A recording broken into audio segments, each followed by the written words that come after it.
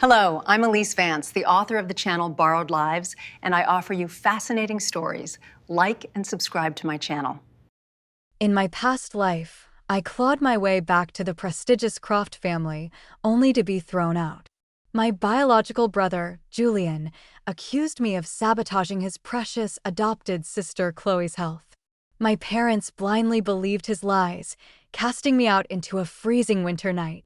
I died of pneumonia on those cruel streets. But the universe gave me a second chance. I woke up on the exact day the Crofts took me in. Julian stood before our parents, pointing a finger at my bruised face. "Dad, Mom, she's an impostor. She isn't my sister." My parents looked at me with cold disgust, turned their backs, and walked away. I didn't reach into my pocket to pull out the engraved silver signet ring that proved my lineage. I simply turned around and walked back to the orphanage. 15 years later, I was Elena Cross, the country's leading structural forensic engineer. The man sitting across from me in my private office at the Municipal Design Bureau was trembling. He pushed a massive blueprint and a structural report toward me. "Engineer Cross, please. I beg you. Authorize this safety variance. Save my sister's career. The building is her masterpiece." I looked at the name on the blueprint, the Chloe Croft Plaza. My gaze drifted to his exhausted, desperate face. "Julian." After a long, quiet pause, I slid the documents back. "I will not sign off on this project." Julian froze. "What?" "The structural integrity is compromised. I'm rejecting the application."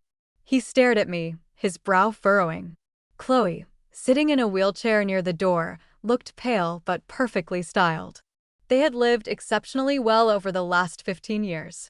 Julian was now the CEO of Croft Developers, and Chloe was the darling of the architectural world. They had no clue that the polished, brilliant engineer in front of them was the sister they had discarded. "I know you are the ultimate authority on municipal safety," Julian said, his voice tightening. "Name your price." If money is the issue, he slid a blank check across my mahogany desk. "The Bureau has strict regulations," I replied calmly. "The design is fundamentally flawed. I won't risk lives for your vanity. It's just a minor load-bearing variance." Julian snapped. "I've seen you approve far more complex designs. You're doing this on purpose." Chloe began to cough weakly, clutching her chest. "Julian, stop, it's fine. I don't want you begging on my behalf." It was the exact same fragile act she used when she falsely accused me of pushing her down a concrete staircase in our past life. Julian's eyes flared with protective rage. "Is the check not enough? Fine. Sign the approval today and Croft Developers will donate $5 million to your department's research fund tomorrow." My assistants gasped. I didn't even blink. "Mr. Croft, I look at physics, not funding. Take your check and leave." Julian scoffed. "You're just jealous of Chloe's talent. You know you couldn't design something this grand."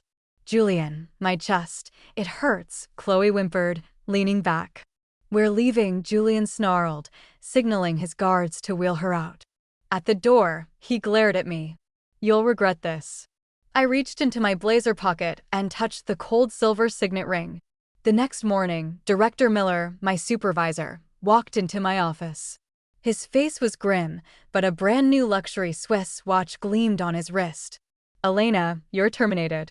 Pack your things." I stopped packing my drafts and looked up. "Reason, Director?" Director Miller snorted, refusing to meet my eyes. "Insubordination. Your hostile treatment of Mr. Croft yesterday was entirely unprofessional. We are public servants, Elena. We do not deny review services to key municipal developers. How much did he pay you?" My voice was entirely flat. Miller's face flushed a deep, angry red. "What nonsense. This is a directive from the Oversight Board. Leave immediately." I didn't argue. I stripped off my high-visibility engineer's vest, folded it neatly over my chair, picked up my personal drafting tools, and walked out. Julian was waiting for me in the building's grand marble lobby, leaning against a pillar in designer sunglasses. Seeing me carry a single cardboard box of personal belongings, he smirked and took them off. "Leaving so early, Engineer Cross? Yesterday you seemed so untouchable. How does it feel to be completely powerless today?" He stepped closer, dropping his voice to a malicious whisper. By tomorrow, no engineering firm, municipal board, or construction company in this country will dare to look at your resume. I've blacklisted you. I kept my face completely blank. His smirk faltered slightly at my lack of panic. However, Julian continued, I can offer you a lifeline. Come work for Croft Developers. Be Chloe's private structural consultant. Oversee her projects exclusively, fix her design flaws behind the scenes, and I'll double your previous salary. What do you say? I let out a soft, genuine chuckle. Julian, do you truly believe the Croft family is the only entity with capital in this country? Without another word, I walked past him into the rain. He had no idea that my time at the Municipal Design Bureau was merely a mandatory field placement test. I wasn't just a government inspector. I was the sole adopted daughter and designated heir of Vance Vance, the head of the global Vanguard Infrastructure Group, the actual titan of the nation's construction and engineering industry. Blacklist me? It was laughing in the face of the hurricane. By that evening, a curated smear campaign erupted across social media. Arrogant municipal engineer rejects safety audits for personal vendetta. Bribery allegations surface against lead inspector Elena Cross. A heavily edited video went viral. It showed Chloe looking frail in her wheelchair, holding her chest, while Julian pleaded desperately. Engineer Cross, please review the safety drafts. We will pay any fee. The clip cut sharply to my cold expression. I am rejecting the application. Take your check and leave. An anonymous forum post claimed to be an insider. Cross routinely demands under-the-table kickbacks. The Crofts refused to pay her exorbitant bribe, so she sabotaged their multi-million-dollar plaza project out of spite. The comment section was a toxic wasteland of outrage, demanding my license be revoked. Chloe even posted a picture of her hand hooked up to N4, captioned, "Perhaps my architectural dreams are over, but I still believe in justice." I don't blame Engineer Cross. It's just my poor health getting in the way. I stared at my phone, a cold smile forming. It was the exact same script from my past life. I dialed Julian's number. It rang several times before he picked up, his voice dripping with smug triumph. Finally ready to beg, Elena? I will review Chloe's blueprints, I said calmly. But on one condition, the entire review panel must be live-streamed to the public tomorrow morning. The silence on the line was deafening. A live stream. Julian's voice turned incredibly cold. Cross, you are currently being dragged through the dirt online. Are you live streaming this because you want to destroy whatever is left of your reputation? I stared out my window, the city lights reflecting in the glass. A live stream in front of millions of viewers. I will publicly assess your sister's blueprint and address your grievances. Isn't that exactly what you want? I can use the opportunity to apologize, and we can resolve this peacefully.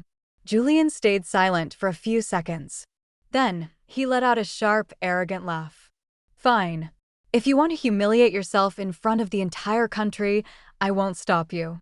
But Chloe cannot know it's a live broadcast. She is incredibly fragile right now. If the stress of a public audience worsens her condition, I will hold you personally responsible. Agreed, I replied. The next morning, I arrived at the grand boardroom of the Municipal Design Bureau. Two familiar, elegant figures stood near the entrance, a husband and wife in their late 50s. Arthur Croft, dressed in a tailored charcoal suit, and Vivian Croft, wearing a classic cream trench coat. You are Engineer Cross? Vivian asked, her voice soft but demanding. I nodded. I am. She looked me over, her eyes calculating. I am Chloe's mother. We have heard about your difficult attitude, Elena. But Chloe is our life's work. If you approve her design today, I will personally see to it that your termination is reversed. Furthermore, Croft Developers will grant you exclusive oversight of our entire national portfolio. That is our offer. I am here to review a blueprint, Mrs. Croft. We can discuss business afterward, I said flatly. Arthur cleared his throat, his eyes narrowing. Engineer Cross, my wife is being generous. Your career is currently in ruins. This live-streamed review, which you insisted upon, is your absolute last chance. If you fail to justify your rejection today, you will never work in this industry again. I met his cold gaze. 15 years ago, this same man had looked down on me with the exact same disappointment before turning his back. We will see what the data says, Mr. Croft. I pushed open the heavy double doors and walked into the boardroom. The Crofts followed silently, taking their seats at the far end of the long mahogany table. Julian was already inside, casually reviewing a tablet. He glanced at me, then darted his eyes toward the state-of-the-art teleconferencing cameras mounted on the walls. He had already set up the feed. At that very moment, the stream was live. The title read, "Disgraced Engineer Elena Cross Publicly Defends Design Sabotage." Backed by the Croft Group's PR machine and the viral anger from yesterday, millions of viewers flooded the chat. Watch this fraud get exposed. I hope they sue her into bankruptcy. Poor Chloe, having her life's work held hostage by a corrupt bureaucrat.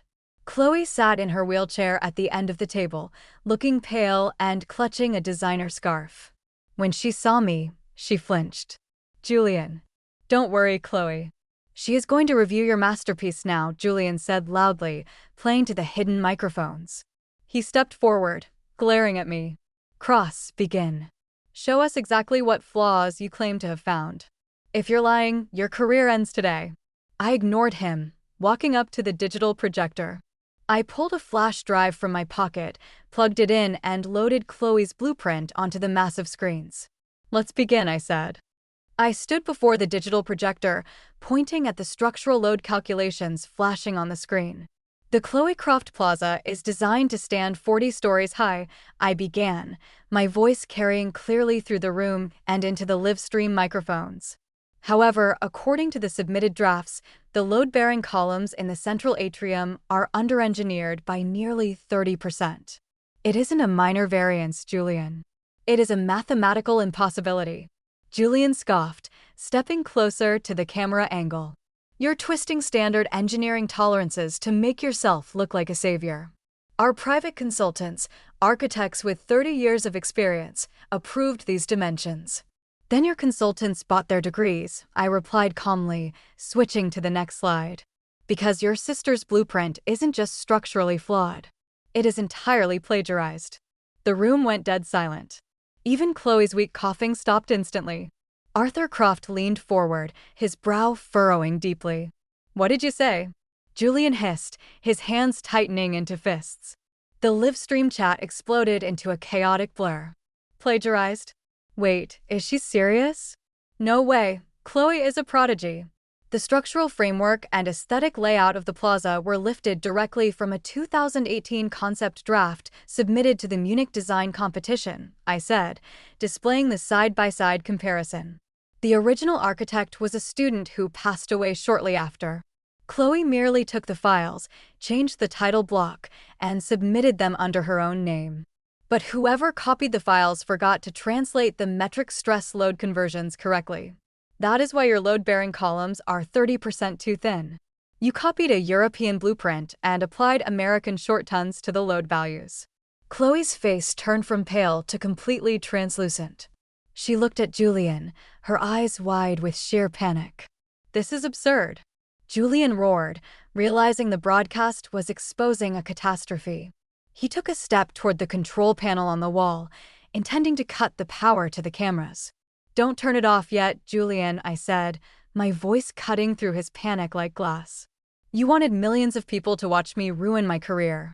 At least let them stay to watch you fall. Julian froze, his hand hovering over the switch. On the screens, the live chat was moving too fast to read. She copied the files? Look at the math, it's a direct copy-paste error. The Crofts tried to build a death trap. Vivian Croft stood up slowly, her face pale. Julian, is this true? Mom, she's lying. She's fabricating this to save herself. Julian shouted, but his voice lacked its previous venom. He looked like a cornered animal. I don't just have the blueprints, I said, opening a new folder on the projector screen. Let's talk about why I was fired yesterday. The projector screen flickered, shifting from the plagiarized blueprints to a series of encrypted messaging logs and banking transactions. Director Miller claimed my termination was based on insubordination, I said, pointing to the timeline displayed on the wall. But these records tell a different story. Yesterday morning, at 8:30 a.m., An offshore account tied to Croft developers transferred $50,000 to a shell company owned by Director Miller. By 9 a.m., the luxury watch on his wrist was purchased. By 10 a.m., I was escorted out of the building. The live chat erupted into a frenzy. Corruption at the Municipal Bureau. She has the actual receipts. The Crofts are bribing public officials to build unsafe high-rises. A sudden red banner flashed across the top of the live stream. It was an official press release from the Federal Investigation Bureau. They had just launched an emergency probe into Director Miller and the Croft Group for bribery, extortion, and public safety violations. Julian's phone began to vibrate violently against the mahogany table. He stared at it, his face completely drained of color. "This is a conspiracy," Julian shouted, his voice cracking with desperation. "Even if Miller took a bribe, it has nothing to do with us. You're a disgraced, jobless nobody, Elena. You think any firm in this country will ever work with a whistleblower who burns down her own department?" I smiled, a cold, serene expression. "You still think my career depends on this tiny bureau, Julian?" A second official notification hijacked the stream, instantly pinning itself to the top of the broadcast. The logo was unmistakable, the silver eagle of the Vanguard Infrastructure Group. The statement read, "Vanguard Infrastructure Group officially confirms that engineer Elena Cross is the sole adopted daughter and designated successor of our founder, Vance. The Vanguard Group will immediately review all municipal contracts associated with Croft developers. Any attempt to blacklist or defame our successor will be met with maximum legal and financial retaliation." The silence in the boardroom was absolute. Arthur Croft slowly sank back into his leather chair, his eyes wide with a realization that petrified him. Vivian clutched her pearl necklace, her mouth open in a silent gasp. "The Vanguard," Julian whispered, stumbling back until his shoulder hit the wall. You're Vance's heir?" "You mistook my silence for helplessness, Julian," I said softly, taking off my reading glasses. "That was your first and final mistake." Chloe began to cry in her wheelchair, a high-pitched, pathetic whimpering. "Julian, you said you would handle this." "You said she was nobody." "Thank you, Chloe," I said, looking down at her. "That is the most honest thing you've said all day." I turned off the projector. The screen went black, but the damage was done. The live stream was over, but the fallout was only just beginning. I stood up from the table, my movements deliberate. Vivian's eyes suddenly dropped to my blazer pocket. In my hand, I held the silver signet ring I had carried for 15 years, the family crest of the Croft bloodline. Her breath hitched. "That ring. Elena, where did you get that?" "From the orphanage steps," I said, letting the silver catch the bright fluorescent light. "The day you left me behind." Arthur gasped, gripping the edge of the table. Julian shook his head in sheer panic, whispering, No, it can't be." 15 years ago, you had your real daughter back," I said, looking at the 3 people who had once thrown me to the wind. Julian pointed at me and called me an impostor. Chloe cried, "And you believed them." "I chose not to show you the ring then. I wanted to see if blood mattered to you without a piece of metal forcing your hand. It didn't." "Elena, please," Vivian sobbed, reaching a trembling hand toward me. "We didn't know." "You never cared to ask," I replied, stepping back. "I died on the streets in another life because of your coldness. In this one, I built my own empire. I do not need your late regrets." Arthur tried to regain his composure, his voice desperate. "We can fix this. We will publicly announce you as our daughter. You will have shares, a seat on the board, whatever you want. You are offering compensation to a woman who already owns the ground you build on," I said flatly. At that moment, the doors swung open. Vance, the titan of Vanguard Infrastructure, walked in. He leaned slightly on his cane, his presence commanding the entire room. He ignored the Crofts entirely, walking straight to my side. "Mr. and Mrs. Croft," Vance said, his voice like iron. "You discarded her when she was a child. I found her when she had no one. Do not come now and call my daughter your property." "Let's go home, Elena," Vance said, his voice softening as he looked at me. I smiled, feeling the weight of the past finally lift. "Yes, father. Let's go." We walked out of the boardroom, leaving the Crofts frozen in the wreckage of their own lies. Within a week, Director Miller was criminally charged, and the Croft Group's stock plummeted as their projects were frozen nationwide under safety investigations. Chloe disappeared from the architectural registry, her prodigy status permanently erased. Julian was removed as CEO by his own board to save the company from bankruptcy. One evening, back in my high-rise office at Vanguard, I opened my desk drawer. I looked at the silver signet ring resting on the velvet lining. It had once been my only hope for a home. Now it was just a cold piece of metal. I closed the drawer, locked it, and walked out to join the family that had truly chosen me.